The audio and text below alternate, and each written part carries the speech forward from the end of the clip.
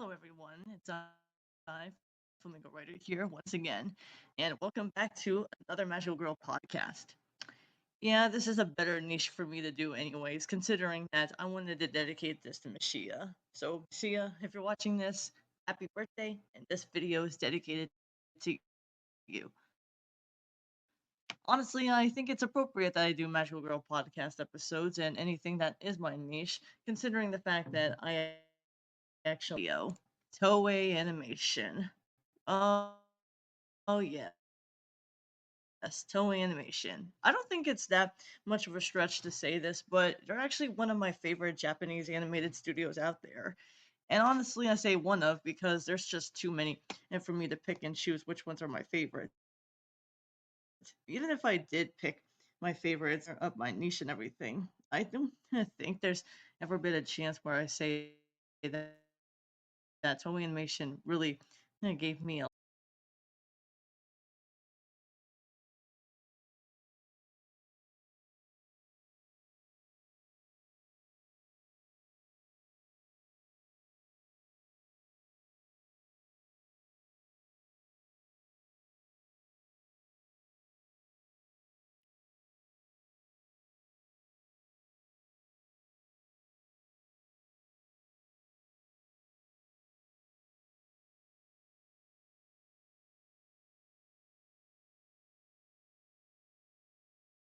But of course, every time you think of magical girl shows, though, I don't think everyone would come across some things that came before Sailor Moon.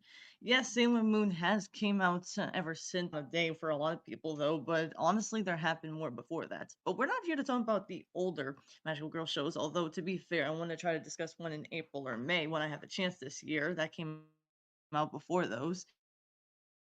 But today, look at something that came out in 2004. In this case, PreCure. If you're someone like me who's part of the magical girl community, PreCure should at least ring a bell to those people around, though. It's a pretty big multi franchise that's been going on since 2004, and to this day, it's still going on and making more and more, though. And honestly, I'm gonna have to say though that this was actually a dedication to a lot of those in time, though. I mean, what got the ball rolling in Cure would have to be from the creative team. See, in case you guys don't know, behind the writing team, one of the writers did not know what to do when he was writing something written now marketing towards girls, considering that. Although I think it's pretty clear that unlike something like JoJo, where you have to watch part one and then work your way through to get the entire story here, though, this is basically like Beybladed, and thus you can characters that you.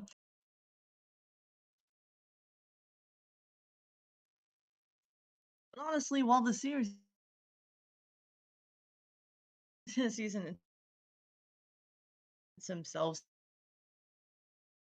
have been going on for a long time, though, it really didn't start out as a franchise right away. What got the ball rolling actually began to like it more and more, and they didn't expect it to be so popular. So popular, in fact, it actually got a second season, but with the same an extra one though. Although this could be because it was more inspired by Ojama Jodoremi though. So they actually didn't actually the series creative team behind it though. But you're probably asking yourself if I can pick and choose Smile Pretty Cure. Smile Pretty Cure, which was the the eighth and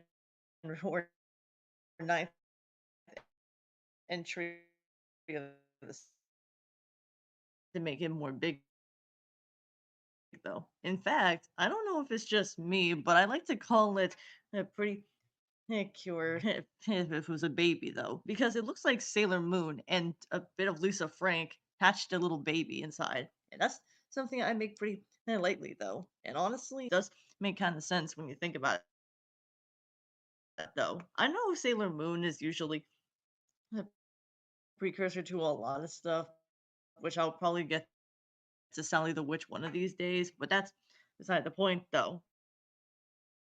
The series itself, while it's small PreCure is where a lot of people have been most introduced to it, you might be asking how you now PreCure who needed on her first day of her new school, and she like, is trying to get there on time. Though a lot of her things get a little bit topsy turvy though, until this little creature, or in this case, a little fairy, named Candy, who happens to help uh, her. Oh, wait though, but instead of just asking about herself though, she decide it's school it begins though. It seems like we're only getting introduced all of what she appears to be though. Oh, you might be asking yourself, what is she like though, as personality wise, considering that these girls are their own way though? Well, Miyuki is really into stories. Like she's into fairy tales and such, to the point where she'll usually make believe she's in a fairy tale herself though. And we do get to more of that on the way though. And honestly, I have to say though, as someone who's into stories, I do relate to Miyuki that way though. Sure, she's pretty cheerful, all things considered, but I like to think that she's Pinkie Pie. Like she's very energetic and she can be very cheered up at times though, but never to the point where it's ever too annoying at times though. Though really a lot of people can say Pinkie Pie can be like that, but I never really hated Miyuki. Lot of ways though. Yeah, she's excited, over the top, and everything. Like never in a bad way. At least she has her heart in the right place. But okay, who are the other girls of this year's series? Well, there's the I guess you could say red slash orange head one though. That's Akane. At least I think I'm pronouncing it right. Yeah, I'm not good with Japanese names, guys. I really do apologize for that. Anyways, Akane here, not to be confused with Ronald One Has Akane, is more of the volleyball team's player, and she's also pretty good at cooking. Hmm, that sounds like Sailor Jupiter in some ways. Very sporty, but still have a cooking right. I see. Then there's I don't like saying this a lot though, but she's pretty much bubbles. At times though, she's pretty shy from time to time. She's likes to draw, and she's also not as open as she can be. But when she's tough enough to fight back, she'll do anything to protect her friends. And yeah, that's basically Bubbles though. But you tell me when you watch the show, you don't think of Yayoi as Bubbles sometimes. And then there's also Now. Yeah, again, and I'm not good with Japanese names, so you can comment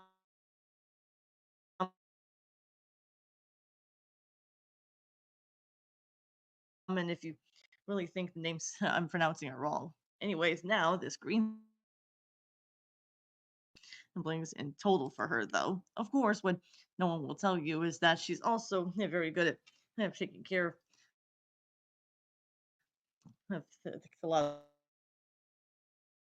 of kids, and she's also has sometimes very competitive. I'm glad this ain't like something like Usagi and Ray, but I can't help but wonder if that's letting them go too easily, though. And then there's also Rike, who's probably my favorite pretty pure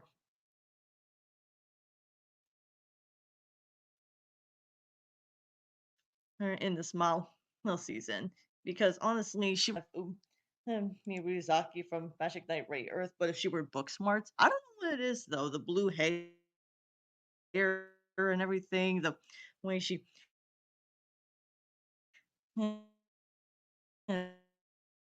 really is soft spoken a lot of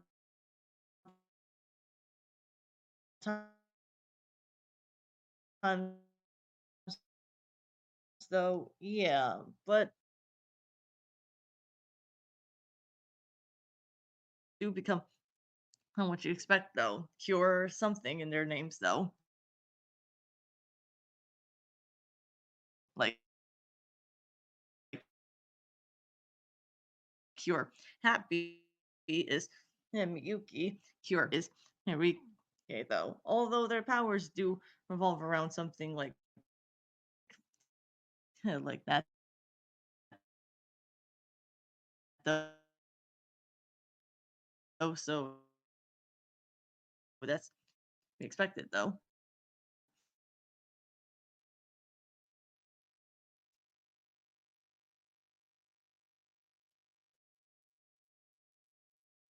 While I admit that yeah to them though, in this case the economy are really what these three commanders use to fight off these here girls though. Economy are these here things so they can fight off the girls though. Let me tell you the difference between them before we get any further. The red nose are usually something like hard, but they're not as hard as the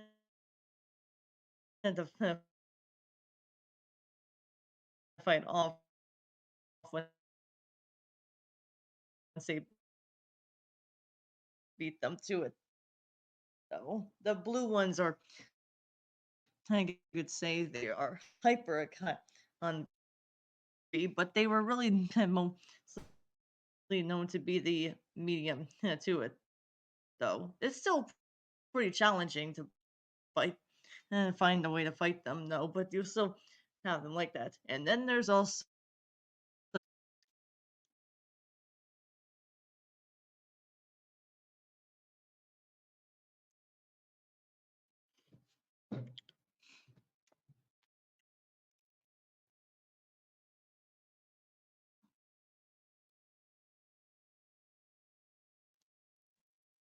anyways, the three bad guys, however, are really entertaining when I see them now. These three bad guys, Wolf Run, Redodoni, and Witchelina, all of which are pretty entertaining. And honestly, I think it's a safe bet that when watching this for myself, I can't help but think that they were going to be very entertaining themselves, though. If you've seen Pretty Cure a lot, though, you're already aware that the bad guys are pretty entertaining in their own way, though. Like, there was never one chance where I got annoyed with them, unlike some other bad guys I could mention, but still. But yeah, they're based on stories that never really had them like them at first, but this may count as a spoiler, but they actually do manage to go back to where they came from in Mercerland. Okay, let me explain to you guys though. Mercerland is really a place where her Candy came from, along with her brother Pop, the little cute lion. Though I can't show too many images at once, though. So I do apologize if you hear the clicking with my editing though. But honestly, if you think about it, oh yeah, this is where they have to get the decors. Decors are little pins, as I call them, who happen to do just that, so they can collect them. Came up though, and that's Joker. No, not the Joker from Batman. Seriously, could you imagine a Joker coming from Bat?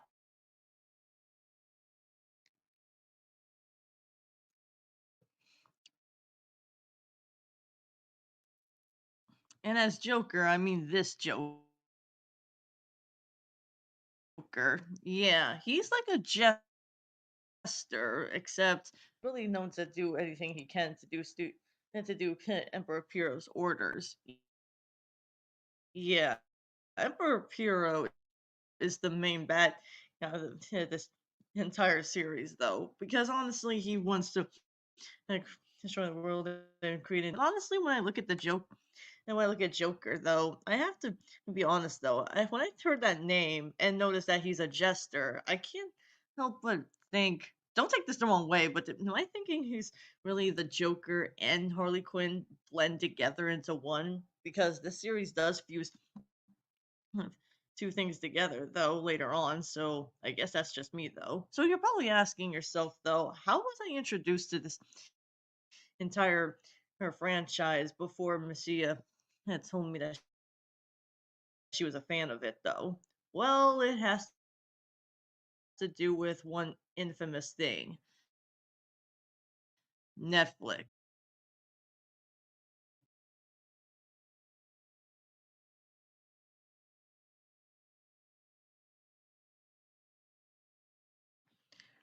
And those who watch Netflix are probably groaning or cringing or about to break their screens right now. Okay, to be fair, I have to give a little credit to Netflix.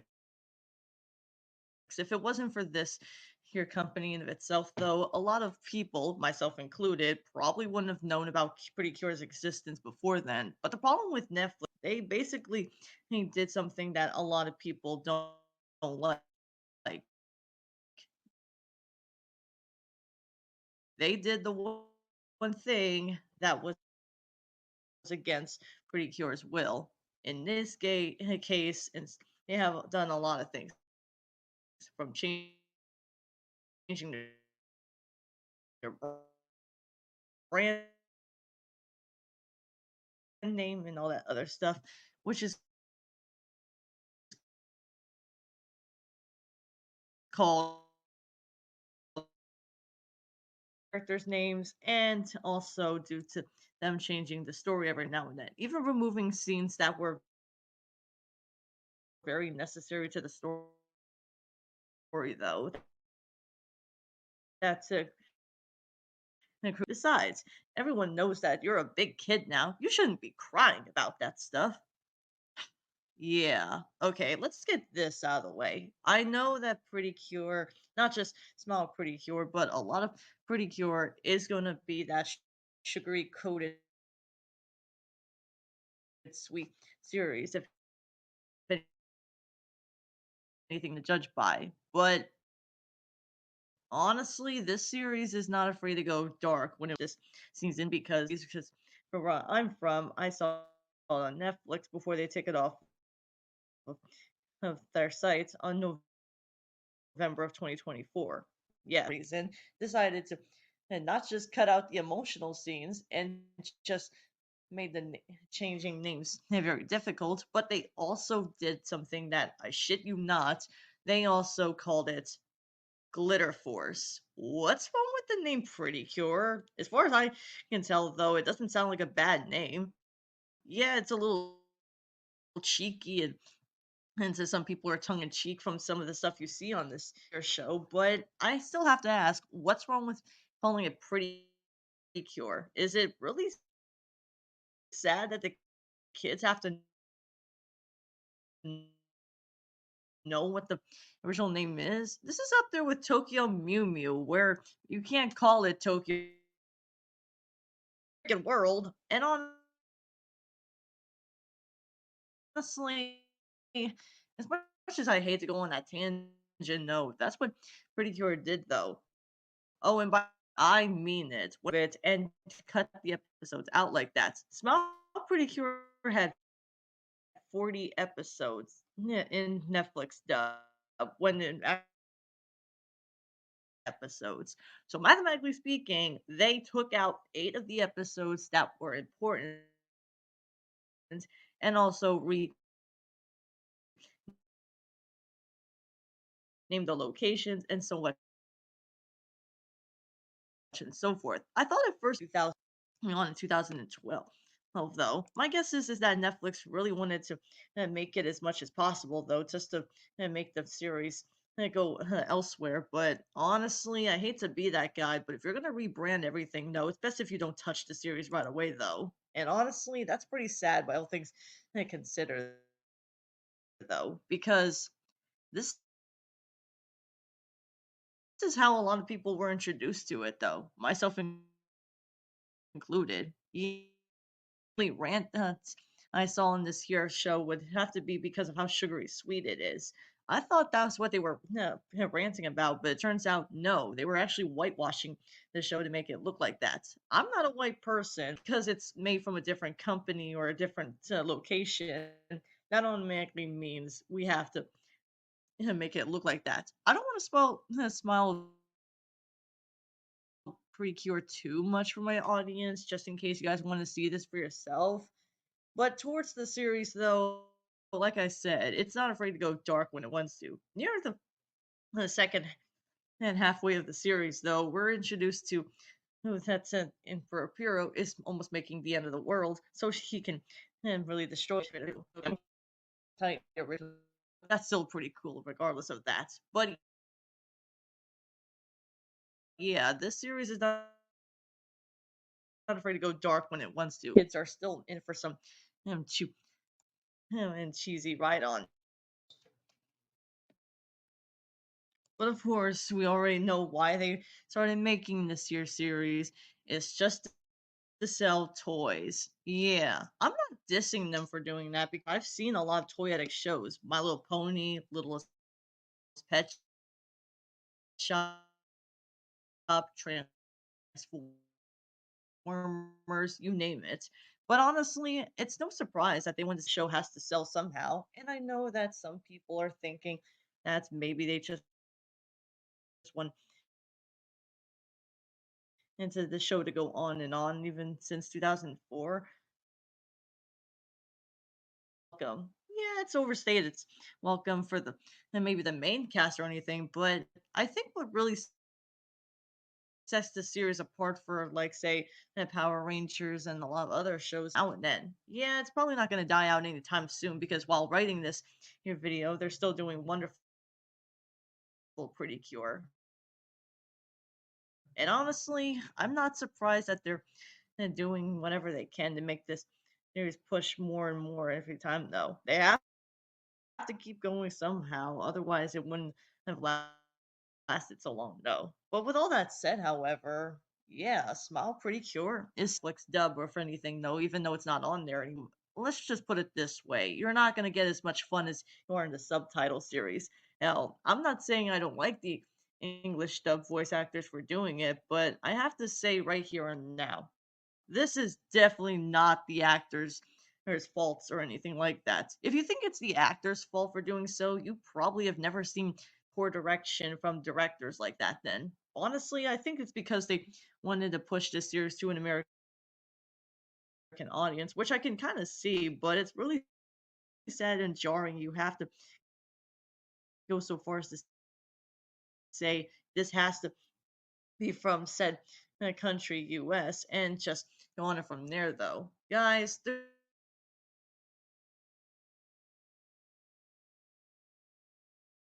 want it, don't touch it whatsoever. You're gonna keep changing everything because